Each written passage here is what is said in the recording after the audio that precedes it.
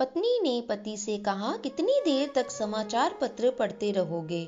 यहाँ आओ और अपनी प्यारी बेटी को खाना खिलाओ। पति ने समाचार पत्र एक तरफ फेंका और बेटी की तरफ ध्यान किया तो बेटी की आंखों में आंसू थे और सामने खाने की प्लेट पड़ी हुई थी। बेटी एक अच्छी लड़की है और अपनी उम्र के बच्चों से ज्यादा समझदार। पति ने खाने की प्लेट को हाथ में लिया और बेटी से बोला, बेटी खाना क्यों नहीं खा रही हो? आओ बेटी मैं खिला दूं। बेटी जिसे खाना नहीं भा रहा था सुबक सुबक कर रोने लगी और कहने लगी, मैं पूरा खाना खा लूंगी पर एक वायदा करना पड़ेगा आपको। वायदा? पति ने बेटी को समझाते हुए कहा, इस प्रकार कोई महंगी चीज खरीदने के लिए जिद नहीं करते। नहीं पापा, मैं कोई महंगी चीज के लिए जिद नहीं कर रही हूँ। फिर बेटी ने धीरे धीरे खाना खाते हुए कहा, मैं अपने सभी बाल कटवाना चाहती हूँ। पति और पत्नी दोनों अचंभित रह गए और बेटी को बहुत समझाया कि लड़कियों के लिए सिर के सारे बाल कटवाकर गंजा होना अच्छा नहीं होता।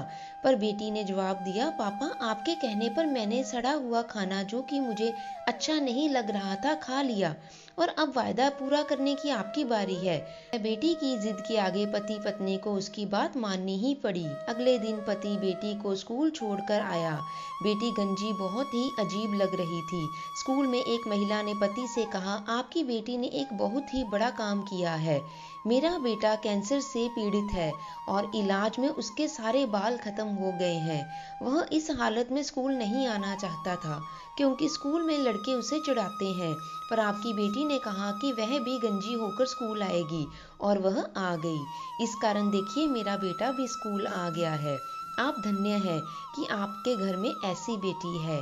पति को यह सब सुनकर रोना आ गया और उसने मन ही मन सोचा कि आज बेटी ने सिखा दिया कि प्यार क्या होता है। तो दोस्तों, इस छोटी सी कहानी से हमें बहुत ही अच्छी शिक्षा मिली है कि इस पृथ्वी पर खुशहाल वह नहीं है जो अपनी शर्तों पर जीते हैं, बल्कि खुशहाल वे हैं जो जिन्हें वे प्यार करते हैं उनके लिए बदल जाते हैं।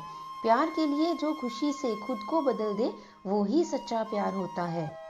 अगर खुद को बदलना एक मजबूरी लगे तो वो प्यार नहीं, एक समझौता होता है।